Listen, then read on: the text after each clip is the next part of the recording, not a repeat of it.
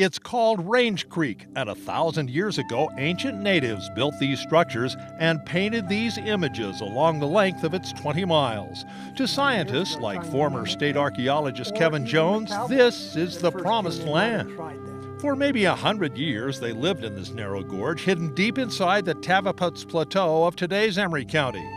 Like pre-Columbian communities throughout the Southwest, they left behind traces of their lives. Stone circles, remnants of pit houses, mud brick granaries built high on the canyon walls to protect their valuables from critters and maybe other humans, and rock art, mysterious drawings and carvings that might have been important or maybe just graffiti.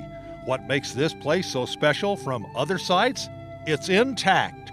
A cowboy named Waldo Wilcox came here in 1951 and fenced it off. Eventually, scientists arrived before the pot hunters. It may be the only place in the lower 48 that has this density of sites that are so well preserved and haven't been affected by vandalism and human visitation. A trained archaeologist, Corinne Springer manages the canyon for the University of Utah's Natural History Museum. The state paid Wilcox $2.5 million for the ranch, and the museum maintains it as a scientific laboratory. Along 20 miles of canyon, looking at less than 10% of the ground, we're up to nearly 500 sites. Artifact-wise, I think my favorites are an arrow cache that was found.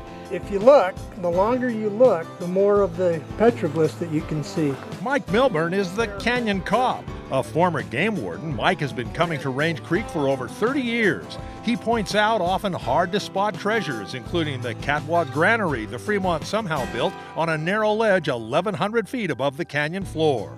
The amount of effort to build a construction like this is just astounding, even if you thought about current techniques. Mike leads us to rock art panels, some hidden in plain sight just off the road. But without Mike, we would have seen nothing. Fremont archaeology is very subtle, and if you don't know what you're looking for, you're not going to see it. This isn't Mesa Verde, and there aren't cliff dwellings and things in your face. Range Creek is open to the public, kind of.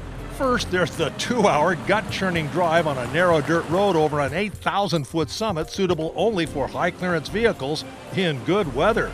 Only 28 people are allowed in each day by written permit. And from the north gate, you're on foot or horseback only. Camping is not allowed in the canyon, only outside the north gate. Permits may be obtained through the Museum of Natural History website. The best way to see Range Creek is through one of the 4 tour companies, which bring small groups into the canyon in vehicles. Just the scenery alone is probably enough to come in and visit it, but to be able to see, granaries and rock art and hear the stories that Lane and Juanita are telling, I just love being outside. Towering sandstone cliffs loom over the historic ranch buildings deep in the canyon.